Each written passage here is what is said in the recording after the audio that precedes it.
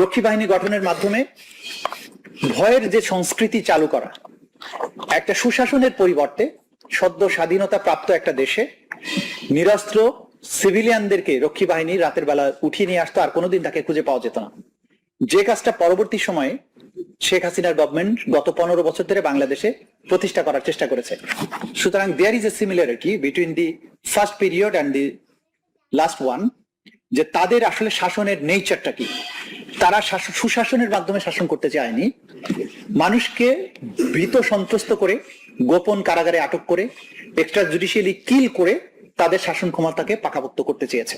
সেটা যেমন আগের সময়েও করেছে, পরবর্তী সময়ে তারা যখন শাসন ক্ষমতায় অধিষ্ঠিত হয়েছে একই কাজই তারা করেছে। সেই কারণে রক্ষী বাহিনী গঠন এবং রক্ষী বাহিনী কতজন মানুষকে হত্যা করেছিল, কিভাবে হত্যা করত, সেই বিস্তারিত জিনিসটা আমরা ডকুমেন্ট আকারে এই ট্রাইব্যুনালের সামনে উপস্থাপন করেছি। 30,000 রাজনৈতিক কর্মীকে, যারা তাদের শাসন ক্ষমতার প্রতিপক্ষ ছিল, আওয়ামী লীগের প্রতিপক্ষ ছিল, তাদেরকে হত্যা করা হয়েছিল।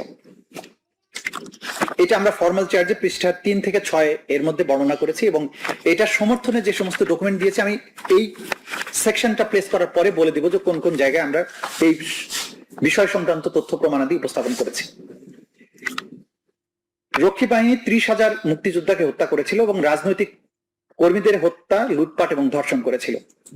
এবং যেখানে রক্ষী বাহিনীর হত্যাকাণ্ডের বর্ণনা অনেক ডকুমেন্টের পাশাপাশি আমাদের বাংলাদেশের খ্যাতনামা সাহিত্যিক এবং ঔপন্যাসিক হুমায়ুন আহমেদ তার একটা বইয়ে খুব ক্লিয়ারলি উল্লেখ করেছেন যে 74 সালের বা 72-74 সালে রক্ষী বাহিনীর অত্যাচার এবং সেটা কি পর্যায়ে গিয়েছিল সেটা বোঝানোর জন্য তিনি গাজীপুরের তুরাগ নদীর উপরে যে ব্রিজ, সেখানে যে সংগঠিত একটা ঘটনার বর্ণনা দিয়েছিলেন, যে একটা নববিবাহিত দম্পতি ঢাকা শহর থেকে গাজীপুরে ব্যাক করছিলেন, সেখান থেকে রক্ষী বাহিনীর লোকেরা নবদম্পতিকে নামিয়ে তাকে ধর্ষণ করার পরে হাজবেন্ড সহ তাদেরকে টুকরা টুকরা করে তুরাগ নদীতে ভাসিয়ে দিয়েছিল।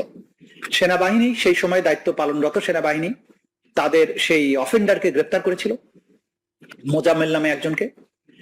কিন্তু সেই মোজাম্মেলকে তদানীন্তন যিনি প্রধানমন্ত্রী ছিলেন শেখ মুজিবুর রহমান, তার কাছ থেকে সরাসরি তাকে মুক্ত করে নিয়ে আসা হয়। বিচারহীনতার যে সংস্কৃতিটা ছিল সেইটার বর্ণনা হিস্টোরিক্যালি তিনি এই বইয়ে অমর করে রেখেছেন। এবং এইটা যদিও আওয়ামী লীগের সরকারের আমলে বইটা পাবলিশড হয়েছিল, সেটার প্রতিবাদ করার বা সেটাকে অমিট করার কোনো সাহস কিন্তু আওয়ামী লীগ দেখাত। দেয়াল, উপন্যাসের নাম হচ্ছে দেয়াল।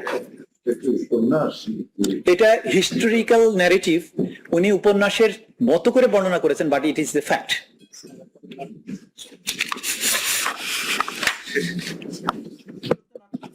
মারা যাওয়ার বেশ কিছু ফল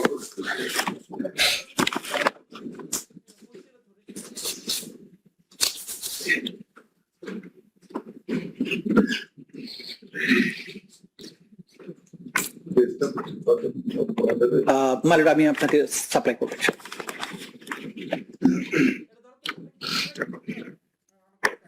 ভয়ের সংস্কৃতি তৈরি করার পাশাপাশি আওয়ামী লীগ সরকার যেটা করেছিলেন সেটা হচ্ছে যে নির্বাচন ব্যবস্থাকে ধ্বংস করে দেয়া, যেটা 2009 থেকে 2024 পর্যন্ত সময় হয়েছে। একই কাজ তারা আগেও করেছিল।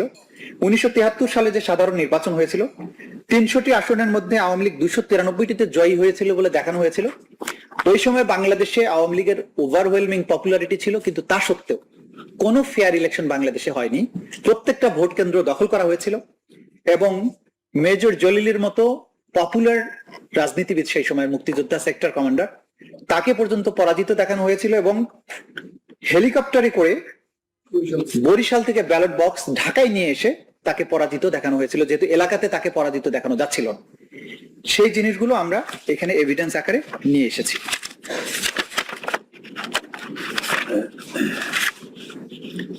মানে এইটা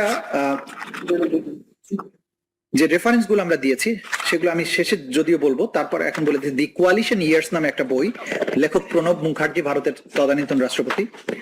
2011 সালে যেভাবে বাতিল হয়েছিল তত্ত্বাবধায়ক সরকার, দি ডেইলি স্টার বাংলার একটা রিপোর্ট, দৈনিক ফাঁকের একটা রিপোর্ট, আওয়ামী লীগকে সুবিধা দিতে 130টি আসনের সীমানা বদল। এরপর মাইলার বিচার বহির্ভূত হত্যাকাণ্ড, আওয়ামী লীগের প্রথম আমলে যেটা, পরবর্তী 2009 থেকে 2024 যেটা হয়েছিল, একইভাবে সেই সময় শুরু করা হয়েছিল সিরাজ শিকদারকে হত্যার মাধ্যমে। সিরাজ শিকদারকে বামপন্থী একজন নেতা ছিলেন, তাকে গ্রেপ্তার দেখানোর পরে সাভারে নিয়ে গিয়ে গুলি করে হত্যা করা হয় হ্যান্ডকাপ পরিহিত অবস্থায়।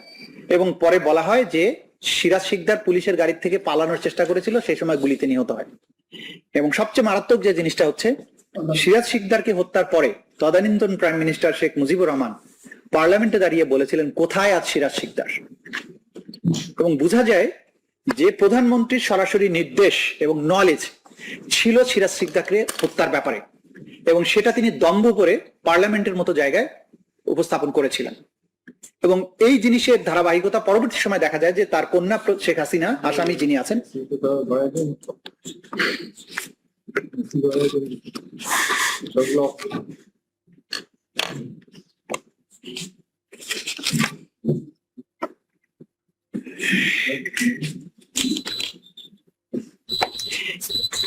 এরপরে যেটা হয়েছিল মানে তাদের দুর্নীতি এবং অপশাসন যে পর্যায়ে পৌঁছেছিল, 1974 সালে বাংলাদেশে একটা অকল্পনীয় দুর্ভিক্ষের শিকার হয় এবং এই দুর্ভিক্ষে 15 লক্ষ মানুষের মৃত্যু হয়। কিন্তু 27,000 লোকের মৃত্যুর কথা অফিসিয়ালি স্বীকার করা হয়। এবং সেই সময় যে বিখ্যাত যে সমস্ত ঘটনাগুলো ইতিহাসের দগদগে ক্ষত হিসাবে এখনো জাতির মনে চিরজাগরুক আছে, তার মধ্যে একটা হচ্ছে বাসন্তী নামক একজন কিশোরী, তার দারিদ্র এবং অভাব সে পর্যায়ে পৌঁছে গিয়েছিল যে লজ্জা নিবারণের জন্য মাছ ধরার জালকে আবরণ হিসাবে তাকে ব্যবহার করতে হয়েছিল। বাসন্তীর সেই জাল পড়া ছবি সেই সময়ের পত্রপত্রিকায় ব্যাপকভাবে ছড়িয়ে পড়েছিল, বাংলাদেশের মানুষ সে সম্পর্কে জানতে পেরেছিলেন। 74 সালের দুর্ভিক্ষের সময় ঢাকা শহরে বিভিন্ন ডাস্টবিনে মানুষ এবং কুকুরকে পরিত্যক্ত খাবার নিয়ে লড়াই করতে দেখা যায়। এবং একই সময়ে শেখ মুজিবুর রহমান এবং আওয়ামী লীগের নেতাদের বাড়িতে সম্পদের প্রাচুর্যের কথা বিভিন্ন ঐতিহাসিক ডকুমেন্ট ন্যারেটিভ থেকে পাওয়া যায়।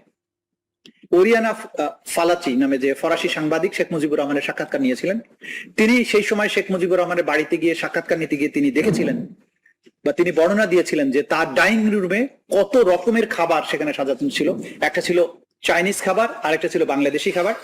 যিনি প্রথমে বলেছিলেন যে কি খাবেন, বলছে আমি চাইনিজ খাবো।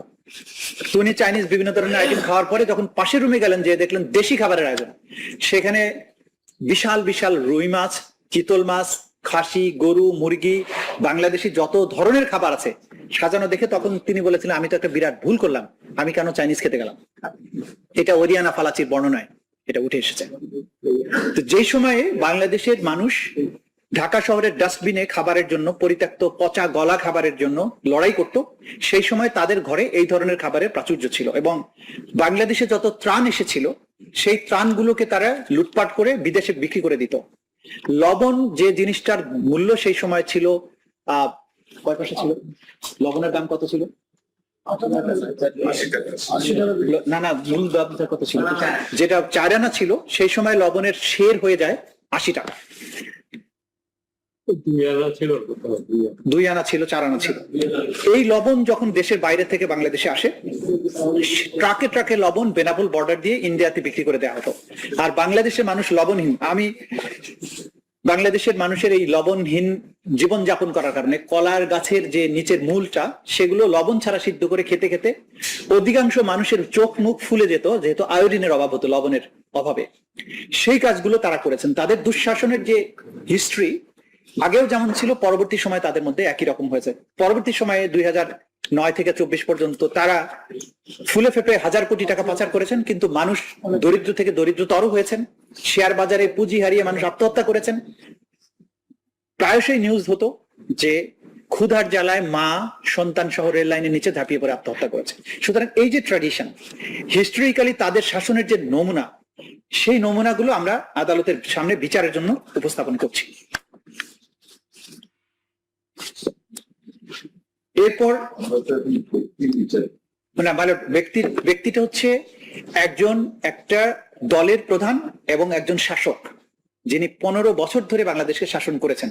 তার দল, তার শাসন, এই মামলায় যদিও আমরা সুপিরিয়র 3 জন কমান্ডারের বিচারের জন্য নিয়ে এসেছি, কিন্তু তারা গোটা বাংলাদেশকে নেতৃত্ব দিয়েছেন, বাংলাদেশকে শাসন করেছেন। এই যে শাসনের পটভূমি, শাসন করতে গিয়ে তারা কি কাজ করেছেন, এই পটভূমিটাই প্রমাণ করবে তাদের যে ক্রিমিনাল মেন্টালিটি, তাদের মেন্সরিয়া, তাদের যে অ্যাকশনস গুলো। এই পটভূমি যদি আমাদের সামনে ক্লিয়ার না থাকে, তাহলে এই অপরাধীদের প্রকৃত বিচার করা সম্ভব নয়। সেই কারণেই আমাদেরকে এটা আনতে হয়েছে, এবং সাধারণ আইনের বিচারের মতো এটা নয়। এই যে গণহত্যা চালানো হলো, বাংলাদেশে এতগুলো তরুণ মানুষকে মারলো, কেন মারলো? তাদের এই যে মাইন্ডসেট, তাদের শাসনের কি নমুনা, তাদের কি লক্ষ্য ছিল, মেনস্ট্রিয়াটা কি ছিল, মোটিভটা কি ছিল, এই জিনিসগুলো প্রমাণ করার জন্য এই পটভূমি এই মামলার জন্য অসম্ভব গুরুত্বপূর্ণ একটা বিষয়। এবং এই মামলাটি শুধুমাত্র অপরাধের বিচার নয়, এটা কিন্তু ইতিহাসের একটা মীমাংসাও বটে। সে কারণে এই পটভূমিকে অবশ্যই বিচারের সময় বিবেচনায় আনতে হবে। সেই সময়ে একদলীয় বাকশাল কায়েম করা হয়েছিল, যেটা আমরা তুলে ধরেছি। 4টা পত্রিকা বাদে সকল গণমাধ্যমকে নিষিদ্ধ করা হয়েছিল। পার্লামেন্টে মাত্র কয়েক মিনিটের অধিবেশনে বহুদলীয় গণতন্ত্রকে হত্যা করে একদলীয় বাকশাল কায়েম করা হয়। এবং যে গণতান্ত্রিক অধিকার, যে মানুষের ভোটিং রাইটস, বাক স্বাধীনতা, যেটার জন্য মুক্তিযুদ্ধ শুরু হলো, নির্বাচিত সরকারের হাতে ক্ষমতা না দেওয়ার দাবিতে মুক্তিযুদ্ধ শুরু হলো, সেই মানুষগুলোকে তার নির্বাচিত সরকার নিজেদের নির্বাচিত করার সুযোগ না দিয়ে একদলীয় একটা বাকশাল প্রতিষ্ঠা করা হলো।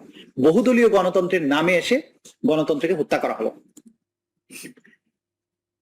সকল রাজনৈতিক দল নিষিদ্ধ করলো। ক্ষমতা চিরস্থায়ীকরণের জন্য 2/3 এর প্রস্তাবে 3/4 ভোটে রাষ্ট্রপতির অপসারণের বিধান আনয়ন করলো। স্পেশাল পাওয়ার্স অ্যাক্ট সহ বিনা বিচারে আটকের ক্ষমতা দেওয়া হলো।